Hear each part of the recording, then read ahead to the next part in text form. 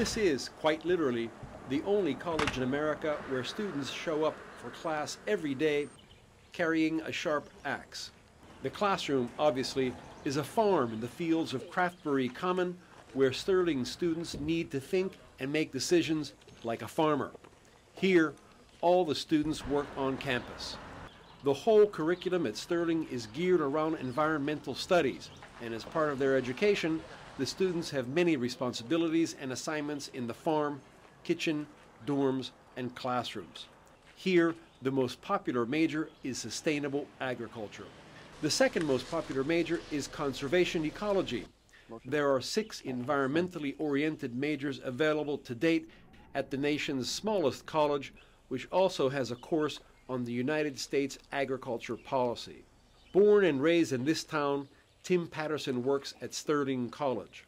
He says that the land of this farm, located in the heart of this small town, is essentially an open-air laboratory for the new generation of farmers. Well, the Northeast Kingdom of Vermont is a very traditional and rural region, but we're so small that we can have a small-scale community approach to sustainability. And it's that small scale that enables us to be very nimble. We can implement sustainable projects quickly, and we can do it on a scale that's going to have an impact in the community. Because we're rural, we don't have the population that a larger urban area would have, where change might be a little bit slower and more difficult to implement.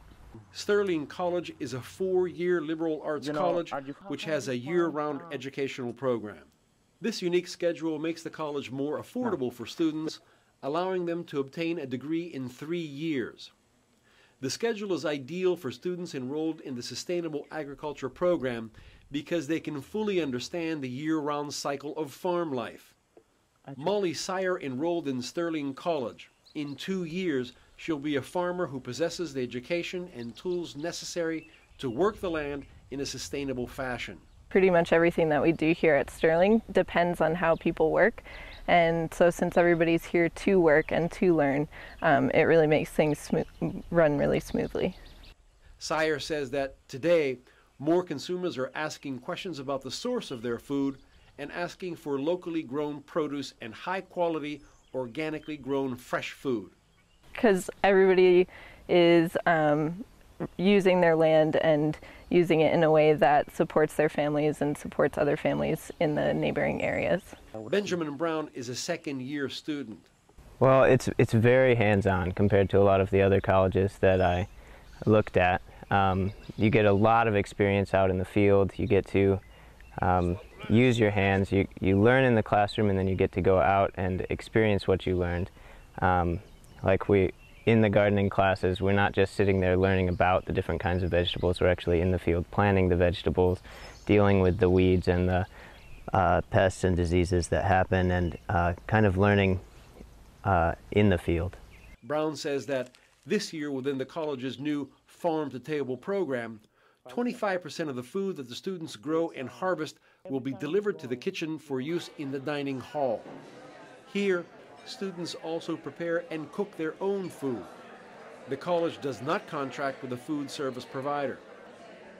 Sterling faculty, staff, and students have been recycling for more than 3 decades. The green practices in this college begin in the dining hall, where all leftovers are composted.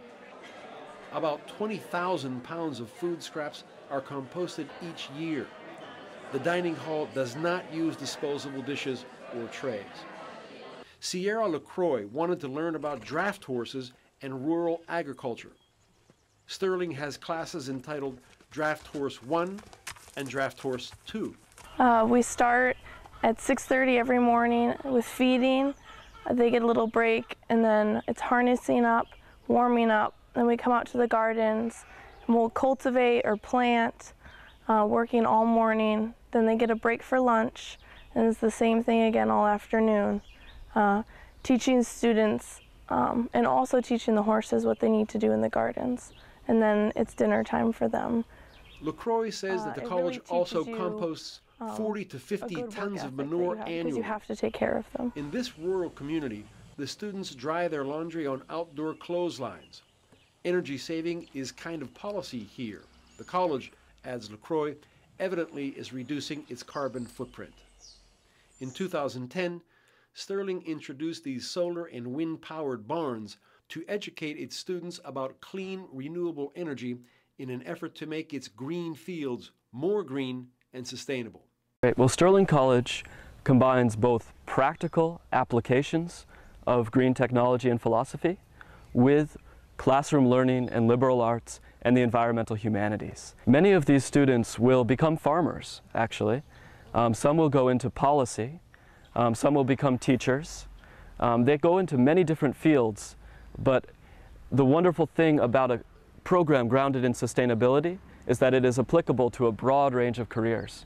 We need everybody around the country to be thinking about green, about sustainability, about stewardship of the earth.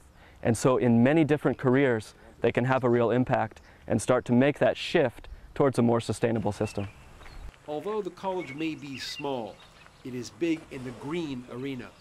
The college, whose student body consists of just 8 dozen students, has the motto, working hands, working minds. Sterling College has only about 120 students. About 25% are local students from Vermont. About half are from the New England states, and the rest are from across the country, and even a couple of international students as well. The areas of study are conservation ecology, sustainable agriculture, outdoor education, natural history, the environmental humanities, and food systems.